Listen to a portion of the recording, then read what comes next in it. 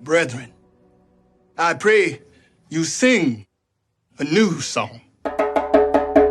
Sing praise in the assembly of the righteous. Let the saints be joyful in glory.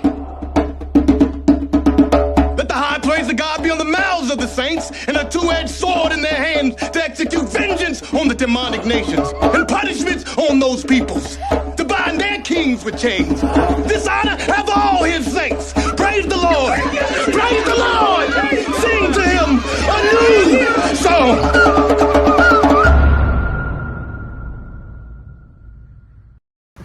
First and foremost, we're going to give all praises, all honor, and all glory to the Most High God, Yahweh, Ba'ashem, Hamashiach, Yahweh Shah. Man, what's going on, man? It's a good day out here. You wondering what we got going on, huh? It's kind of crazy out here. What's the first thing you notice? That right there? This? So what we use, I know it's kind of beat up a little bit. Ignore that. We use this for this exact reason, to kind of grab people's attention.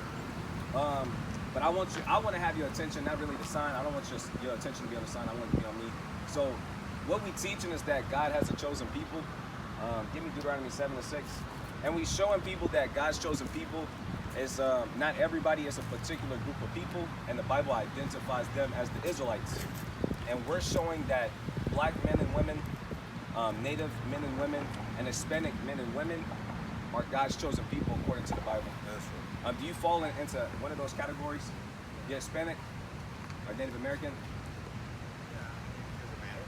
Yeah. Well, the reason why I asked was because it does matter. Those people will be God's chosen people. If that doesn't matter to you, then it doesn't matter. But it matters to us. Right. You know. So yeah, read that verse. I am God's people. Are you? Yeah. According to the Bible, are you? Or just off how you feel? That's how I feel. Right. So the Bible deals with facts. You like history? Well, that's kind of sad, because history is facts, and you know that history repeats itself. Well, history is written by somebody. So I'm gonna keep going, but you guys do whatever you need to do. All right, man. You have a good day. You too. Hey, get him on the camera.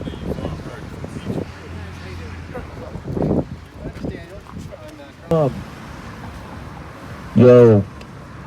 Hey, can you hear me okay in the blue truck? I sound good? Sound like a singer out here. We pipe it to my people. Khan. So first and foremost, all praises, all honor goes to the Most High God, Yahweh, Ba'ashem, Hamashiach, Yahweh Shah.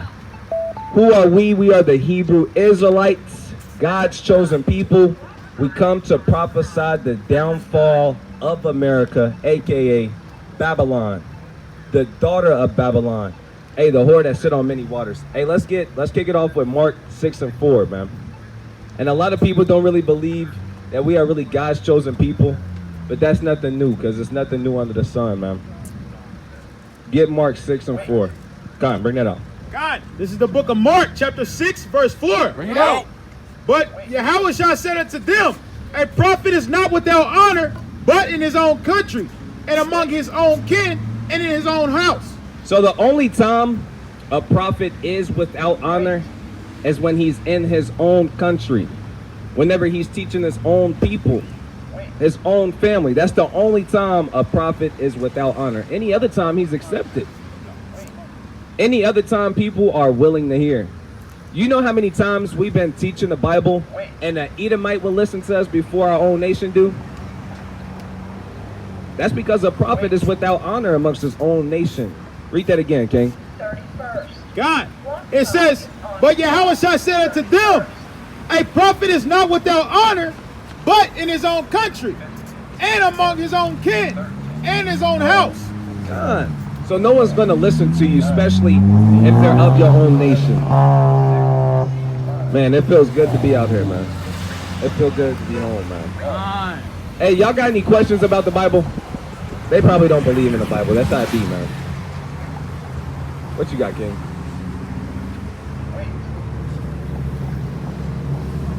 Ezekiel. This is Ezekiel 3 verse 4. And he said unto me, Son of man, go get thee unto the house of Israel, and speak with my words unto them. For thou art not sent to a people of a strange speech and of an hard language, but to the house of Israel. Not to many people of a strange speech and of an hard language, whose words thou canst not understand. Surely had I sent thee to them, they would have hearkened unto thee. Hey, the Most High God sent us out on a mission, primarily to prophesy to our people, bring them back home, bring them back to the fold. Our job isn't really to worry about the other nations right now. Right now, we have a task to pipe to our people, to let the Hispanics, to let the Native Americans know that they are God's chosen people. Y'all God's chosen people, man.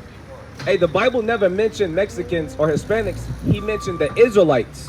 Y'all are Israelites. That's right. Y'all God's chosen people. And everybody don't want you to know that. Hey, you got to understand, your language that you're speaking and you're calling yourself Mexican or Hispanic, that was given to you by your oppressors, by white men.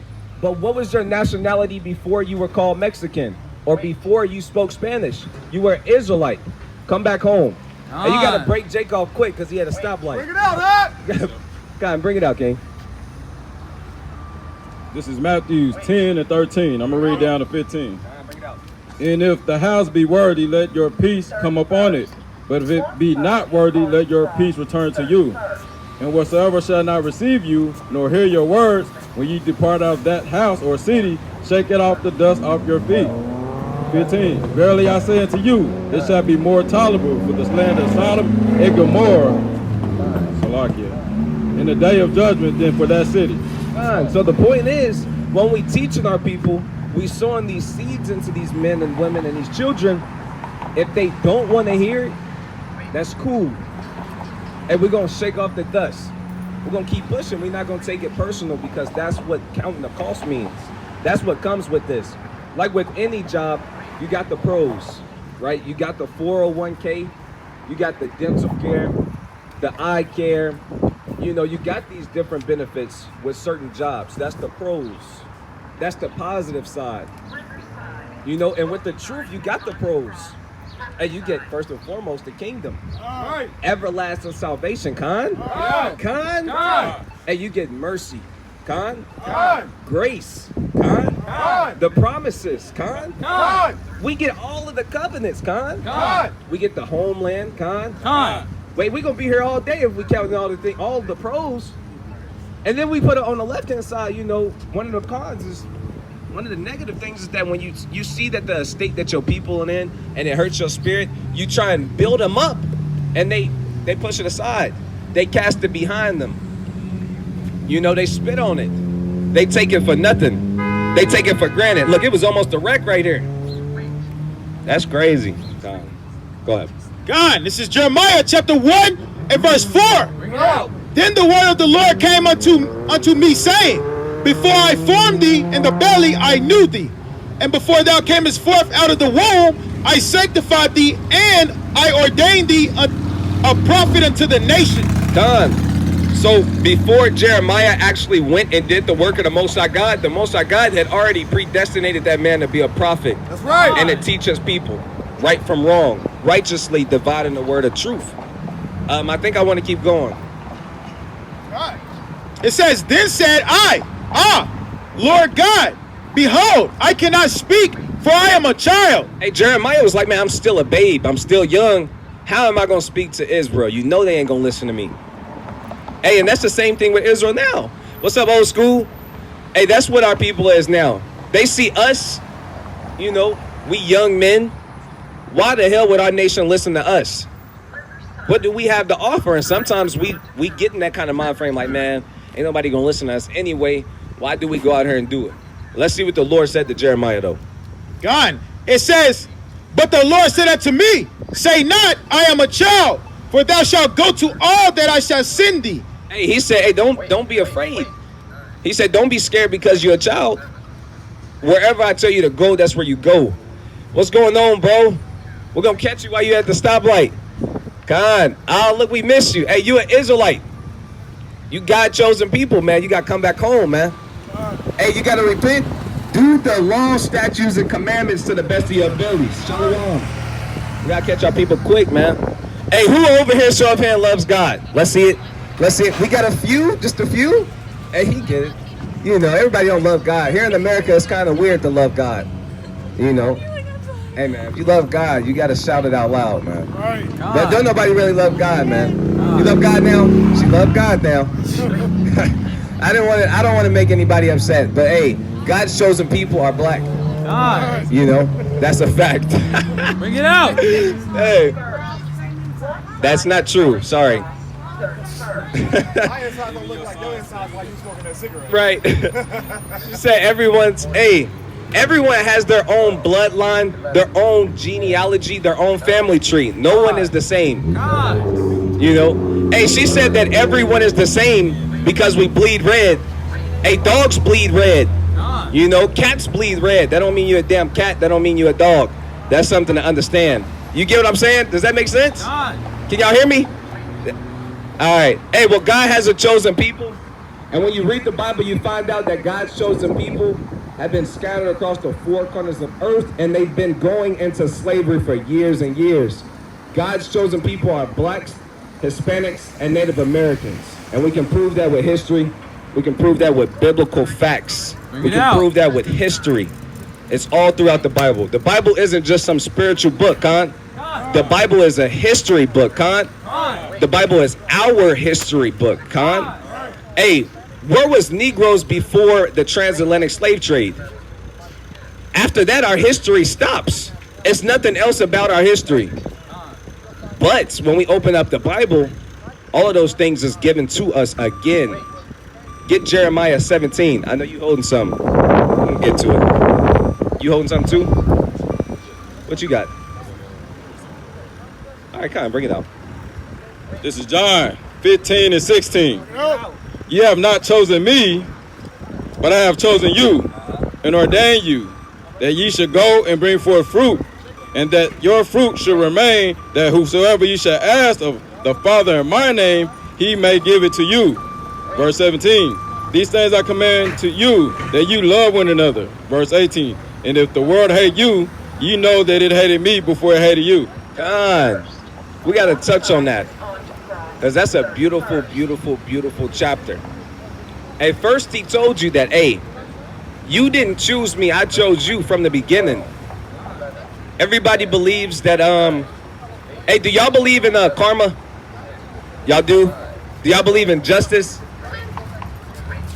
They might not believe in justice. But the point I'm trying to make is that you guys led our people into slavery. Karma and justice would be you guys going into slavery. That's a fact. Hey, the Most High God, to get back to the point, God chose the Israelites. We didn't choose him. From the beginning, he said, look, I'm going to be your God, but I need you to do this. You know, and we entered into that covenant after he chose us. You know, he put his name on us. And he also said, since I chose you, I need you to... Edomites going wild. This is Jeremiah 17, verse 4. And thou, even thyself, shalt discontinue from thine inheritance. So the black men in America, they were stripped of their identity, stripped of their heritage, stripped of their customs and everything that we had, and we was brought to this land to be slaves. The Bible predicted that that would happen. The Bible also predicts that the people that put us into slavery, they would go into slavery. That's in Isaiah 14 if you guys want to go read that. Keep going. That I gave thee, and I will cause thee to serve thine enemies. Read that part strong. And I will cause thee to serve thine enemies. It was prophesied that we would have to serve our enemies here in America. Come on. In the land which thou knowest not. For ye have kindled a fire in mine anger, which shall burn forever. Hey, give me Baruch real quick, and then we'll grab your precept. Give me Baruch. Give me 4 and 6. He said he would cause us to serve our enemies that in a land that we don't know. Bring it out. Because we kindled his wrath. Now read this in Baruch 4 and 6.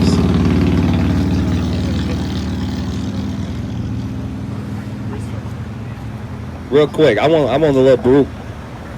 Hey, Baruch, if y'all haven't read Baruch 4 and 6, it should be 4 and 6. Hey, if you haven't read Baruch, read Baruch, man. It's fire. You there? Come on, bring that out. This is Baruch 4 and 6. Bring it out. Ye were sold to the nations. Read that again. Ye were sold to the nations. We were sold to the heathens. Come on. not for you, your destruction, It wasn't to destroy our people completely, but why was we sold? Come on. but because ye moved God to wrath. It's because we moved the Most High God to wrath. And the Most High God poured his spirit out on us. Hey, he gave us priests. He gave us Levites. Hey, he gave us the law, statutes, and commandments. He gave us land. He gave us everything. Hey, he gave us him. Really, though. He gave us everything. Jump up to verse 4. Check it out, This is Baruch 4 and 4. O Israel, happy are we. Read that part again. Happy are we. And the Israelites were happy. Come on. Happy are we, for the things that are pleasing to God are made known unto us. Hey, so this is crazy. The things that are pleasing to the Most High God was made known unto the Israelites. Whenever he showed us and opened his hand, hey, you know how Jake is. This is a well-known fact, and how Israelites get down. In slavery, out of slavery, this is just how people get down. You do not bite the hand that what? Feeds you. You don't bite the hand that feeds you. God. The Most High God stretched out his hand. He was feeding us, and what did we do? We bit his hand. The things that's pleasing to the Most High God, we knew what it was. We knew how to serve him. But we moved him to wrath when we stopped doing them things. When we start taking him for granted. When we start biting his hand. So the Most High God was like, okay, well, I got to put you in slavery, man. I have to. You don't give me a choice. Come on, bring it out. This is Hebrews 11 and 6. out. But without faith, it is impossible to please him. But without faith, it is impossible to please him. For he that cometh to God must believe that he is, and that he is a rewarder of them that is diligently seek him. Without faith, I said without faith. Without faith, it is impossible to please our God. And know that your faith and your work is going to be a reward at the end. You know, it's going to be a reward for it. Khan, back to you, King. This is Joel 2 and 9. I'm going to read down to 10. Oh. Proclaim ye this among the Gentiles. Prepare war, wake up the mighty men. Let all the men of war draw near. Let them come up. Beat your plowshares into swords, and your pruning hooks into spears. Let the weak say, I am strong. Khan, that's a beautiful scripture. It tells you that the men that are weak, the Most High God is going to make them strong. He said, hey, your plowshares, hey, beat them. Hey, your pruning hooks, turn them into swords, man. Put off, somebody get that. I know this is one of your favorite scriptures. It's in 2nd Ezra chapter 8, I believe, or 6. Actually, it's in 13 or 14. It tells you, set your house in order, put off the weak nature. You know, and now is the time for you to be putting off the weak nature. This is 2nd Ezra 14, verse 13. Bring it out. Now therefore, set thine house in order. Do what? Set thine house in order. So the men have to set their house in order. Hey, ladies, if it is no husband, you might be a widow. You have the authority over the children now. You have to set the house in order. You know, that's real. It tells you that in the book of Sirach chapter 3, that the father has the honor over the household, but he gives the authority to the mother over the sons. Because it's always order. Now we have to set our houses in order. Why? I give this to my Abba, to my father-in-law. He said, strong men, they make strong families. Satan come immediately. Strong men, they set in order and build strong families. You know what strong families do? They build a strong nation, a strong kingdom. That's why every person matters. Every family matters. We have to try our best to get our house in order, because that's going to strengthen that's you doing the work of the Father, getting your house in order. It's a lot of work to be done. It don't mean that you have to stand out here on the highways and byways to do the work. You should be doing it, but there's more work in this thing. It's not, don't be so narrow-minded, you know? It's a lot of work to be done. Let's keep reading. And reprove thy people. It says, and reprove thy people. That's what we doing out here. We teaching our people who they are. We building up strong men.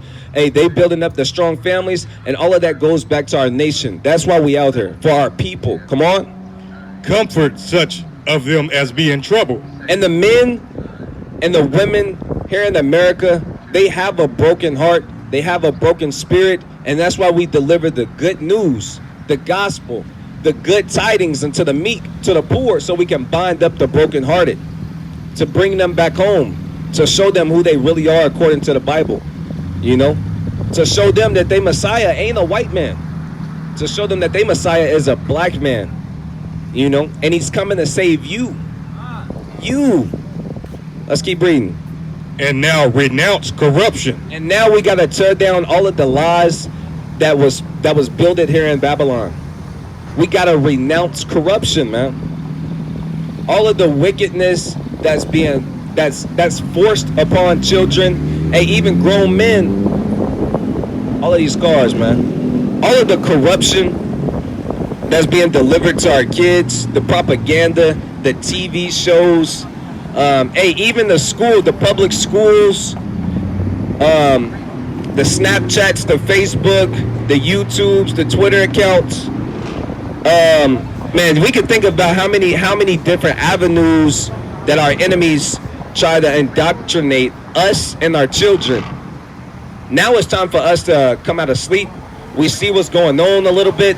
It's time for us to renounce those things. It's time for us to separate from those things and come into who we really are, who we was really meant to be from the beginning. And that's the children of God, man. Let's keep reading. Let go from the mortal thoughts. These mortal thoughts could include a wide variety of things. A mortal thought could be, man, I really got to get me a Tesla. If I don't get a Tesla, I'ma die. That's a mortal thought. Hey, a mortal thought could be, man,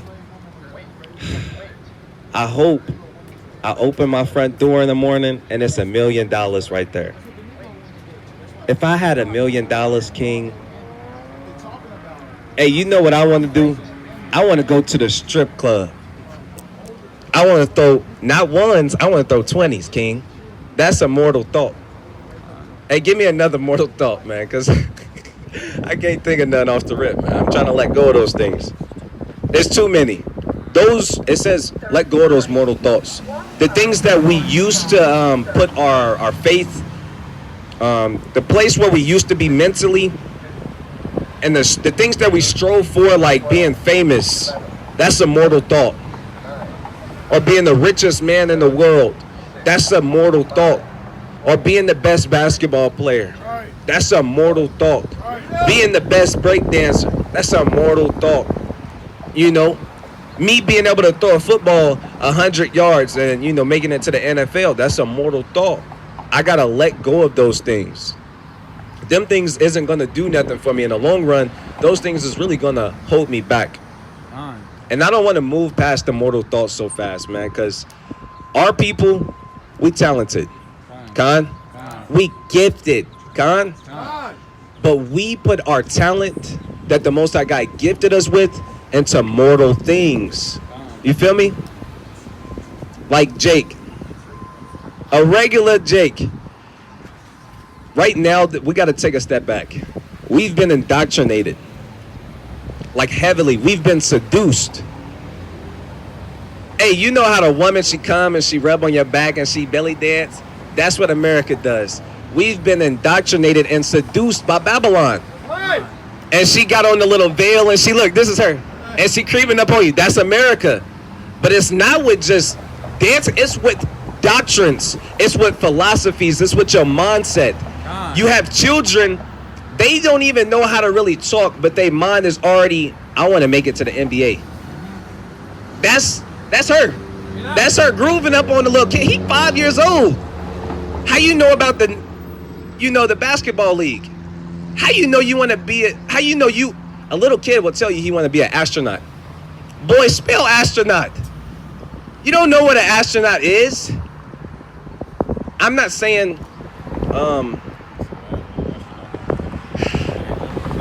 it's not profitable for us in our nation. Hey, but now the tides is changing a little bit. I was scrolling on Facebook. It's all manners of folly always. You can always count on Facebook to have folly. Instagram, folly. But I seen some man, and he was right there with his kid, and he was recording them, but it was an Israelite.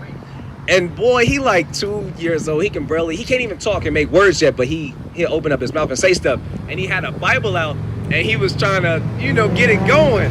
Like, right, bro, he was getting it going. Bro, he got that spirit. I was just like, man, that is powerful. Now that's a game changer. He's gonna grow up and be mighty. Hey, it tell you in Sirach, you're supposed to be able to trust in the goodness of your stock. Hey, when you see a good field, sow it with thine own seed. The seed of Abraham, Isaac, and Jacob, trusting in the goodness of thy stock. That little boy, he's gonna grow up to be a mighty man. I could hope to do something as honorable as that man and his family. I don't know him by name, but I hope when I have a son, he come out mighty, man. Wanting to teach the Bible, he can't even say words in it. I'm just over there in the spirit. I was like, what? Nobody, America isn't going to be able to seduce him. He going to be standing on his square so bold by the time he our age. Powerful. Just shining bright with wisdom. Anointed, chosen. That's fire. That's our people. Let your light shine. Let your light shine, man. But it says, let go of the mortal thoughts, man. Jake, you don't have to spend. Hey, Jake is actually going to the gym 3 times in one day. He wake up, he get egg yolks, he drinking them raw. So our people are actually waking up and training 3 times a day. For breakfast, they drinking eggs out the cup. They go into the gym, they working out for an hour, and they only working on biceps. They go back home, chill for a little bit. Around lunch, they eat a big lunch. They go back in the gym, and now they working on chest. This is one day. You know what Jake do? He go home, he eat a good dinner. A light dinner, but it's real. And Jake did so much studying on his meal. He know exactly how many calories is in there, how much protein is in there, how much fat is in there. He did a good job. And he got the fish and salmon, he got a little bit of rice, and he like, you know what? I gotta go back to the gym, and now I'm gonna work on my calves. You see them bad boys? That's Jake, that's our people. And they do this not with weightlifting only, but football. They do this with boxing. They do it with all of these sports. That's him being seduced with the philosophies of America. You got something? This is 1 Corinthians chapter 3 and verse 19. For the wisdom of this world is foolishness with God. Hey, the wisdom of this world is foolishness with God, man. Meaning it's vain. It don't really mean nothing. It don't have no meaning behind it. Come on. For it is written, he taketh the wise in their own craftiness. Hey, and he taketh the people who think they're wise in the things that they believe in, and he takes them by those things. Hey, just how he did with the men that served false idols. A man will set up an idol of a snake, and he'll serve a snake idol, and he'll mold it with gold, fashion it with gold, and he'll bow down himself to a snake. You know what the most I got to do with that man? He'll make a snake come kill him. That's what the most I God would do. He actually did that. Hey, everybody started. We're not gonna go down there. That's a good history. I'm gonna say that one. All right, the serpent of brass in the wilderness. I got a question for y'all. Y'all don't answer because y'all gonna know it. I know he know, and you know. This is a question for y'all who watches this. Which southern king destroyed the serpent of brass that Moses set up in the wilderness? Boom, that's y'all homework. Was that a good one? That's a good question. That's a good one. Do you know? All right, so the question is, this is the homework for the people that subscribe to our channel. What southern kingdom king destroyed the serpent of brass that Moses had set up in the wilderness for the Israelites? That's a good question, yeah? And why? Who and why? You know? All right, Khan. Kwame Yasharella. All right, so let go of mortal thoughts.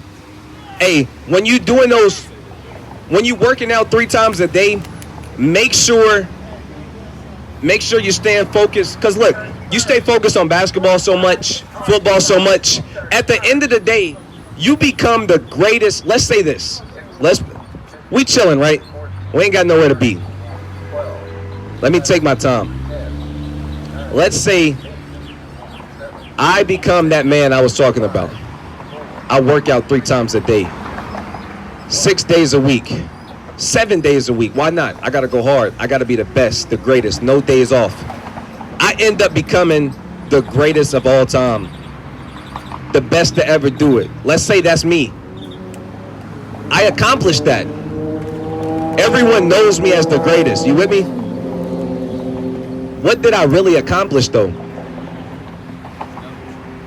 When it's all said and done, people gonna know me as the greatest, basketball player? What does that really get done though? What does that accomplish for my people? At the end of the day, it's nothing. But he cracked a good joke. He said his jump shot is busting. His jump shot wet though. He ain't do nothing for his people, but he can shoot that ball. He can put that ball in the hoop. What does that benefit? Me being able to get a ball in the end zone or me getting a ball through a hoop? When does that ever benefit my people, man? You know? What we really got to do 3 times a day is pray. Con? What we really got to do 3 times a day is study. Con? Hey, what we really got to do 3 times is read a chapter. Con. That's what we really need to do. Hey, what we really need to do 3 times a day is call and check on your Akim. What we really got to do 3 times a day is go show brotherly love. 3 times a day, man, you could be doing something way more profitable than going to the gym and being selfish and getting your jump shot wet or busted. Go ahead.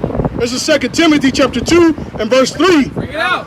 Thou therefore endureth hardness as a good soldier of Hamashiach Yahushai. God, so you have to endure the trials, the tribulation as a good soldier. You got to be a soldier. It's easy to say you're a soldier when there is no war. We fighting a spiritual war, man. And we got to make sure we're on point because it's going to turn physical real soon. Go ahead. No man that warreth entangleth himself with the affairs of this life. Hey, if you're calling yourself an Israelite and you're striving for the kingdom, you got to make sure you got your head on a swivel. Make sure you being circumspect. Make sure you taking heed to yourself, because if you're not, you're going to start getting entangled in the affairs of this life. Shalom. You're going to start falling off little by little and little by little. Hey, what is saying, Isaiah? There a little and here a little. That's how men fall out of the truth. They fall. It's usually not all at once. Think about it. You came into the truth little by little. You learned a little here. Damn, this is starting to make sense, King. And you kind of starting to, now you fall off like that. A doctrine here, a doctrine there. A doctrine here, a doctrine over there. And the men start falling off little by little, man. Brothers hate laws, you know. Brothers hate listening. Go ahead. No man that warreth entangle himself with the affairs of this life, that he may please him who have chosen him to be a soldier. God, so our whole duty is to be a soldier, man. And tell you in the book of Psalms, who quick on the sword? I know you holding Ezra's for me. I know you holding something good too. Hold on, King. Not too hasty. Hold it.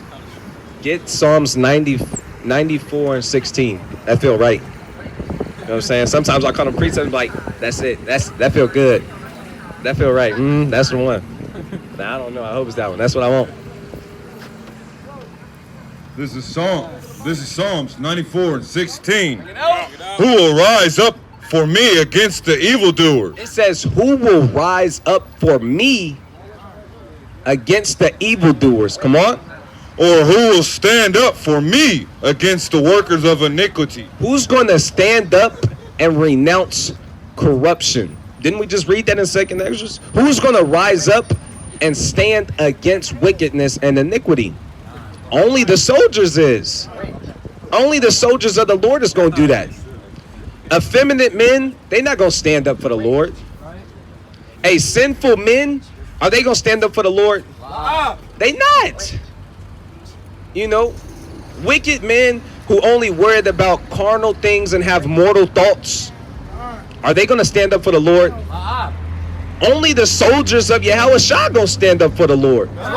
They are the only men who's going to renounce corruption, who's going to rise up against evildoers, who's going to be like, no, nigga, that's wrong. That's not right. That's not accurate. That's not biblical.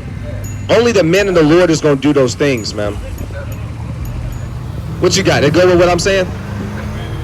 Huh? Dealing with vanity. Let me get that. Let me get that.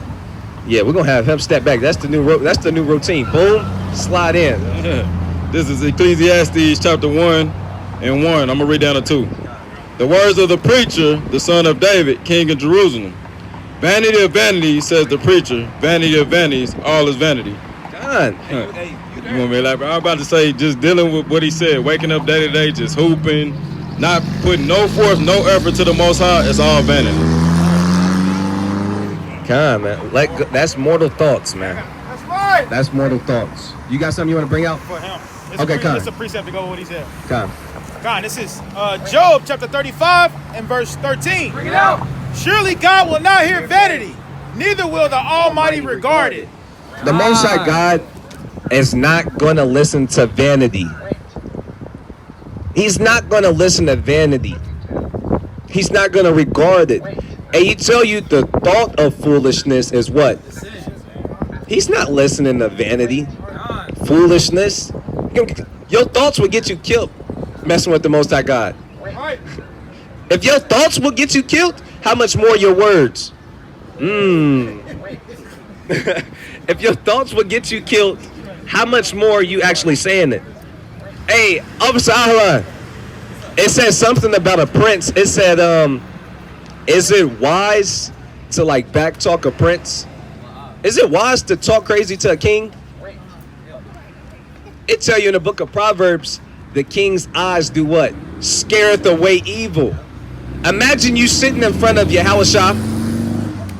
Imagine you sitting in front of Yahushua, and he just look at you in your eyes. Oh, that's scary. Hey, You way in the back. Hey, imagining him just catching a mortal thought fly through your head.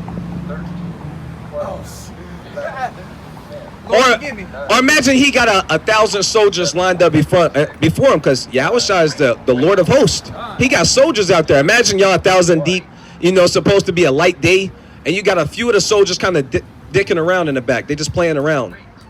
And I'm with Tahoe, we in the back thinking Yahushua can't see us. Like we all supposed to be at ease right here, just posted up. For the Lord though. Now imagine way in the back, I'm telling Tahoe a funny joke, like, and we kind of digging around. Imagine what the Lord would do to you. Hey, whenever you playing, your mama driving, and y'all in the back, and she look back real quick, and y'all straighten up real quick. Imagine how much more for the Lord. Imagine him just reaching back and destroying you. Right? Oh man, I seen that. Your parents busting the room and you ain't even do nothing but you scared. You like, man, I might have did something. You almost got killed. Yahushua start destroying you, man, with words. Have you not read? Oh man. Right, I'm finished. This is Micah chapter 1 and verse 2. Yeah. Hear all ye people, hearken, O earth, and all that there is in, and let the Lord God be witness against you, the Lord from his holy temple. on exactly what you're saying. He gonna witness against you, let you be in the back playing around, not dealing with this truth, messing around from day to day. He'll witness against you. In that day and time, all your accounts don't come forward. Con. You got something? It make me think of what you just read. It make me think of Matthew 12:36. Everybody should know that one. Every idle word that men shall speak, they're gonna have to give an account thereof in the day of judgment. Hey, you got something? All right, Con, go ahead. This is 1 Corinthians 15:54. So when this corruptible shall have put on incorruption, and this mortal shall have put on immortality. Hey, so right now we dealing with corruption. We dealing with mortal things, mortal thoughts.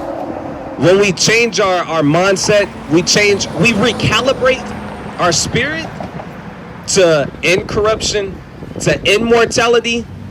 That's dangerous. That's not something to play with. Because right now our enemies, they can play with us. We're not serious right now. We don't know how to unify. We don't know how to agree and come together and walk as one. When we all recalibrate our minds and put off corruption and put on incorruption, put off mortality and put on immortality, and we just recalibrate our minds on a deeper level, recalibrate our spirits on a deeper level, recalibrate our family and our nation on a deeper level, nobody is going to be able to stop us at all. Come on. Then shall be brought to pass, then saying that is written, death is swallowed up in victory. What did it say? Death is swallowed up in victory. Death is what? Death is swallowed up in victory. Keep reading. That's right. O death, where is thy sting? O grave, where is thy victory? We actually gonna be laughing at death. Death, where's your victory? You know, you didn't get the win. You didn't prevail over us. Okay, we died, but now look at us. We back alive. Ha ha. It don't sting. It don't hurt us. You know? All of that is gonna happen when we recalibrate our minds, man. Come on. This is Ecclesiastes 10 verse 20. Bring it out. Curse not the king, no, not in thy thought, and curse not the rich in thy bedchamber. For a bird of the air shall carry the voice, and that which have wings shall tell the matter. Start from the top. We're going to break it down. It says, curse not the king, no, not in thy thought. Hey, it says, don't curse the king. You know how we talk bad about like presidents and stuff, like, you know, all of them wicked. You know, we talk bad about America. Hey, but you don't really do that to a king. You definitely don't want to. He said you don't want to say it out loud. Don't even think that thought. And he's going to elaborate more on it. Keep reading. And curse not the rich in thy bedchamber. And don't do it when you in your room, you in your little box. Don't curse the rich either. He's going to tell you why, man. For a bird of the air shall carry the voice. Hey, you know what brothers be saying? He said, a little birdie told me. That's a byword around here. That's a saying. That's a proverb. Hey, how you find that out? Oh, a little birdie told me. What do you mean a little birdie told you? Was it an actual bird? No, it was a person. And you know what people do with secrets? No, people tell secrets. That's the little birdie. What people are supposed to do with secrets. But what people usually do with secrets, like, yeah, I heard bro was talking to me, said, bro, he would go above and beyond. He'd be like, yeah, bro said this, that, and the third. He'd be like, you know what? I heard. Throw his own little salt on it, like he really, when he said it, he was really trying to say this too. Yeah, on folk. Right? And he'll probably be like, hey, get the Hebrews, the 6 to 16. On folk. Hey, yeah. Watch this. Watch what the Bible say. This is crazy. And I gotta credit Officer Dahawan for showing us this, because what? I've never seen this before.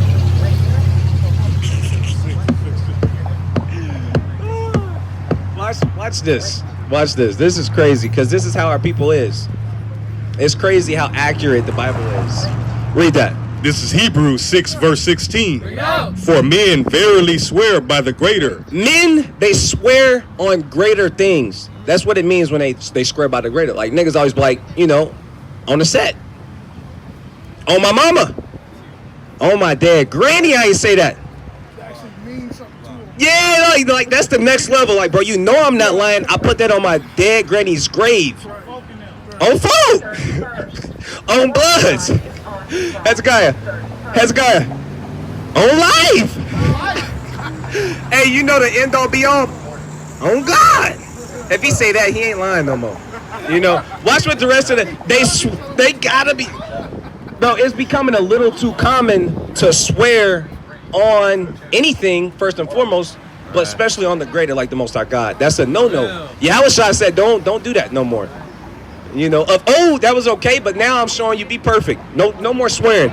So read it from the top. They swear by the greater. Come on. For men verily swear by the greater, and an oath for confirmation is to them an end of all strife. It says an oath of confirmation, that's the end of all strife. Like, bro, you was messing with my wife, and you'd be like, "On God, I wasn't." You know, nigga, that's what it say in the Bible. On my mom, on my dead granny's grave, I ain't touch her, bro. You know, niggas start. That's in the Bible. Why is it so accurate, though? You know, why does that end all strife? Bring it out. You know, but people are getting so used to swearing and making promises, they don't have no effect no more. It don't mean nothing. That's just a normal way of talking now. People swear all day, swear on the Most High God's throne. You got it? Con, bring that over here, man. That's crazy. Bring that out. This is Matthew 5:34. Bring it out. But I say unto you, swear not at all. He said, what? Swear not at all. Come on. Neither by heaven, for it is God's throne. He said, don't swear at all. And you damn sure don't swear by the heaven. You don't swear on anything up there. That's where the Most High God sits down on his throne at. That's respect, man. Go ahead.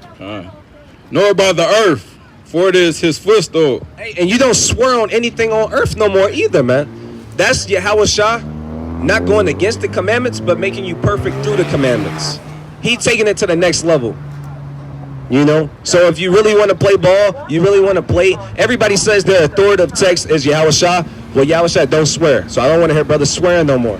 Hey, he said, "Let your words be yea or nay." You know, and I should be like, "You said no, it's no." You know, you said con, I can believe you, con. It should be like that.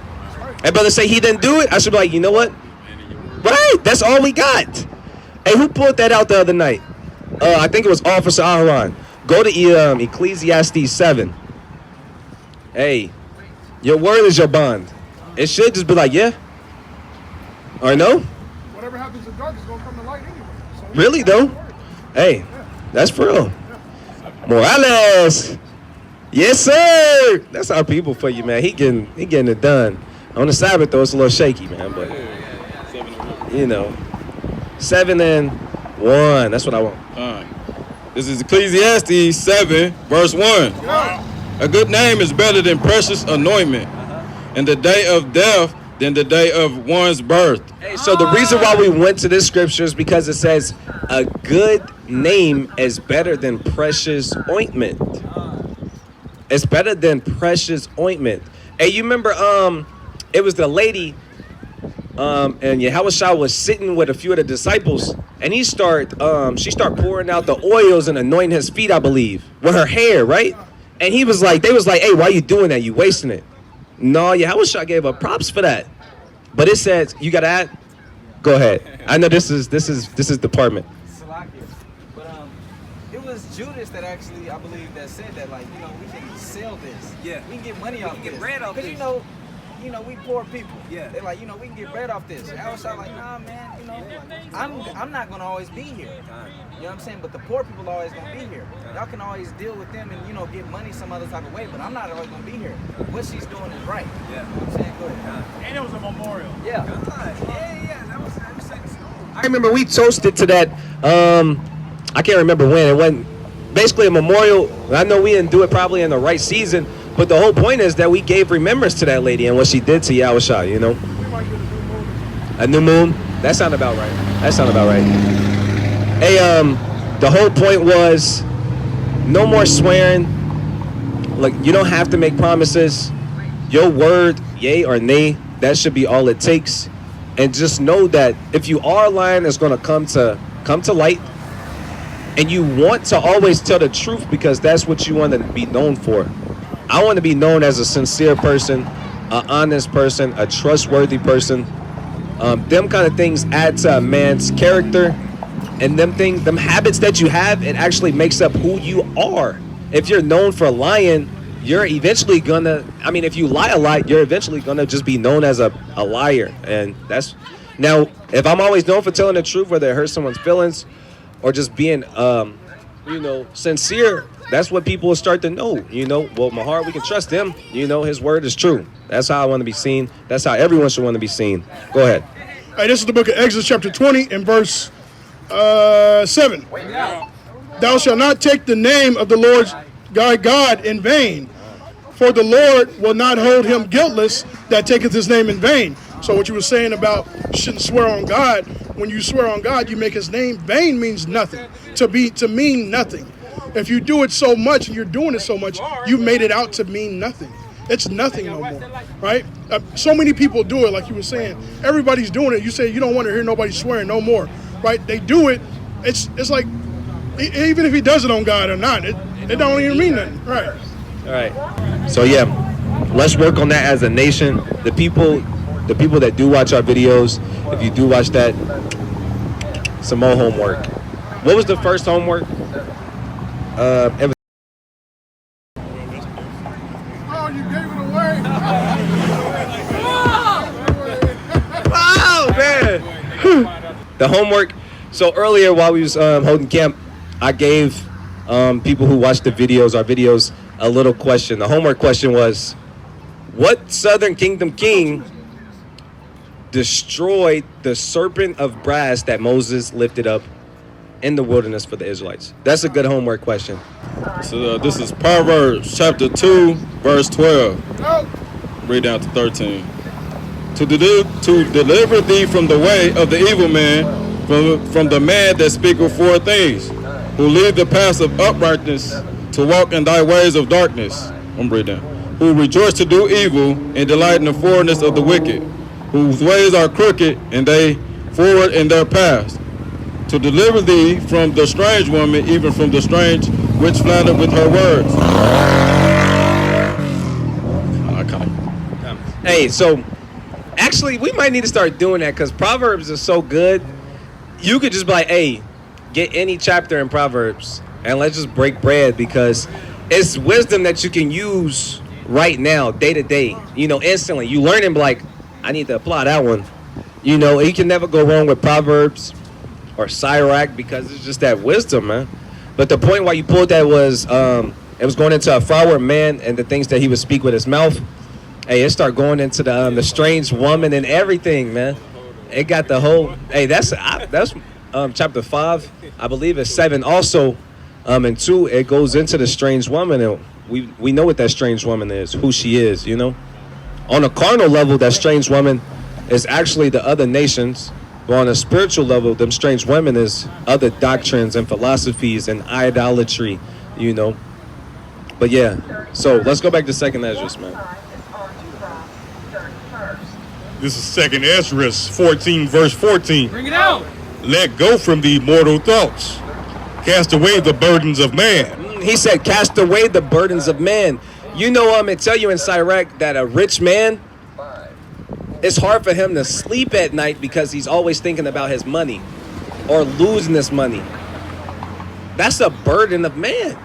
Hey, look, when you ain't got nothing, you ain't got to worry about losing nothing. You feel me? That's where we at as Israelites. Well, we ain't got nothing to lose. We out here. We sleeping good. You know what? We just had a little dinner, had a little portion, might have drunk a brew. You feel me? Hey, and now we chilling. We ain't got nothing to worry about. Can't nobody take nothing from me. They already took it all. Right. They ain't got to worry about nothing. They be happy in the mud. Hey, we was talking about bums, right, in Oklahoma. And there's certain sections in Oklahoma that they kind of it's not a lot of poverty. But in this particular area called Glenpool, we was talking about how a bum would be in Glenpool. And he might tell you to get on with your broke ass. I don't want no money. Do you want some money? Get your broke ass. Get out of here. Right. He might start. Right. You might have a bum stand on you in Glenpool. Like, hey. Right. You give cousin $5. He like, that's it? Get your broke ass out of here. Get out of here. That's an insider joke, you know. But anyways, it says, let go of the burdens of man. Hey, another burden that just popped up in my head is stress. That's a burden, man. Stressing, overthinking. Hey, let's talk about this. It's good to think, right? It's good to be prudent and wise and to use wisdom, knowledge, and understanding, It's good to meditate on the moves before you make them, because you got to know that every move you make could have a reaction to them. You know? It's good to think. It's good to prepare. But it's not good to overthink. To over-prepare. It tell you in the book of Sirach, a man that cares too much, it shortens his life. You know what I'm talking about? That's in there. If you get consumed with getting everything perfect to a T as far as how you want things to look, and hey man, it gets to a point where you kind of stressing yourself out, and that's one of them burdens. You know? Like you can use this with almost every level of life. You don't want to over stress. You know? It tell you what Solomon say. He said, be not over wise. Why shouldest thou destroy thyself? He said that. You know, you don't want to put burdens on yourself that's not even for you to bear. I tell this to my wife. I actually got this from Upside Run. You stress when I start stressing. If I'm cool, you should be good. It's on me anyway. When you see me starting to get distressed, that's when you should come in and be like, you good, King? I'm right here. Why are you the one stressing? It's not, you can't handle it anyway. It's not on you, it's on me.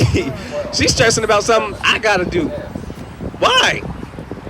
Hey, that's a burden you don't put on your shoulders. That's something that's on me, on my plate. Another thing is like running a camp. I don't run a camp, but I'm next to my captains a lot, and I see how they run the camp. I always see them talking to General Hezekiah, and of course we don't have a big camp, but just on looking at how many members we have and how many members came and gone, I see that how stressful it could be. And a lot of times we want like men to be like this way for the truth, and to be loyal, be faithful, you know, just be sincere. It gets to a point where you like so seasoned, you just let it work out itself. You don't even put the stress. If the brother want to be around us and be sincere and be faithful with us and just congregate with us and just turn it to just being friends, turn it into a family, not just a camp, like where we actually just like I know everybody up here on like a personal level. We have those talks. It's not just a camp no more. It's a family, Con. But if he don't want that, why should I stress and try and force a brother to be with us? That's a burden that we don't have to bear. Yeah, I was trying to straighten it all out anyway, you know. We ain't got to stress. We put off those burdens. Come on. This is Galatians 6:9. Let us not be weary in well doing. Hey, don't get tired of doing well by people. Come on. For in due season we shall reap if we faint not. Hey, and in due season, them things is gonna come back to you as long as you stay faithful. Come on. As we have therefore opportunity, let us do good unto all men. Hey, and every time you have an opportunity to do well by somebody, don't overthink it. Don't meditate on it too long. In the book of Sirach, I didn't quote it Sirach that many times. I want to say it's like 12 and 4. I feel like it's two numbers are the same, like 12 and 12 or something. Basically, 14. It got to be that one. It felt right. You know, I told you about that. It felt right. All right, so it says, when you have the opportunity to do well by something, is that what I want? Come on, King. That got to be it. Hold on, I'm trying to buy time.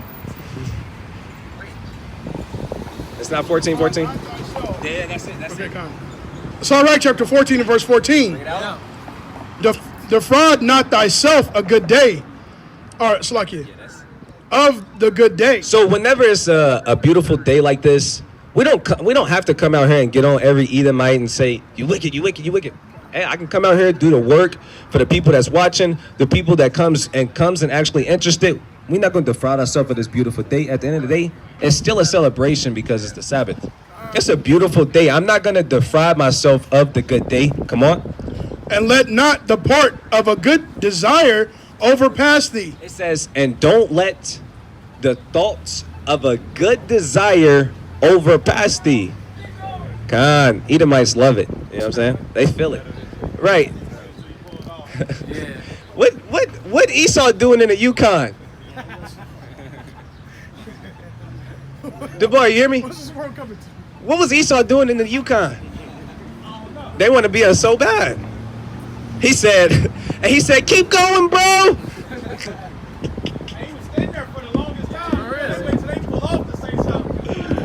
That's funny. Right. Hey. Back to business. It says, don't let the thought of a good desire overpass you. Because I actually had this tendency. I actually did this. I'm finna confess it. He's not gonna hear me though. Captain DeBoer's car was messed up. And it was on my spirit to help him. And I was thinking about it for so long. I ended up not doing it. See, he didn't hear it. But I let that overpass me. And I still remember it and it still be on my spirit. That's something I gotta work on. Let's get back to that Galatians. Or finish from where I left off. The part where you was, the opportunity. Okay. And let us do good unto all men, especially unto them who are of the house of faith. That's hot. Read that again. Starting from the top of that verse. That's fire. As we have therefore opportunity. As you have the opportunity, come on. Let us do good unto all men. So when you have the opportunity, do good unto men. Come on. Especially unto them who are of the house of faith. It says, especially do well unto them if they are of the household of faith. I ain't never seen that in Galatians 6. What? We pull Galatians 6 and 1 and 2 and 3 all day, every day. Hey, fan the camera on Issachar. That's good. Issachar, man, they season with salt, man. Season with salt. That's salt right there. Yep. You see it? He said, yep. That's salt. Not toot that thing. Right. He's showing his ass. Right. It's the Sabbath, bro. Come over here with us, man. Right, man. We need some more Northern Kingdom brothers over here with us, man. Because last time we made tacos, right. Kwame Asherala, man. It's a beautiful day out here. Bro, I've never seen that. 6 and 9. He said, especially of them of the household of faith. That is fire. Nah, that's crazy. That's getting my spirit hot. That's hot, ain't it? That's hot. I gotta meditate on that. That's fire. Galatians 6 and 9. I'm wondering how long he was gonna sit on that and not pull that one out. You know, that's something when you call a brother. When you find one of those, you're like, hey, Shalom, how your day going? Hey, have you seen this before? Bro was never gonna show me that one. Dang, that's crazy. Right. Matter of fact, get the Job. You there? This is Job 15 and 8. Hast thou heard the secret of God? Like this guy right here, he didn't heard the secret of God. And dost thou restrain wisdom to thyself? Look at that, man. I'm you. We a part of it, man. We gotta get on this brother head, man. Hey, y'all remember last season when we was out here posted up on this corner? Hey, Captain, you remember last season when we was out here on the corner and we would see one of the he seemed like a slow Edomite, but he worked for the gathering place, but he would actually come with his Bible. Man, that used to be some good times, man. We need another one, man. I don't think he gonna be the guy though.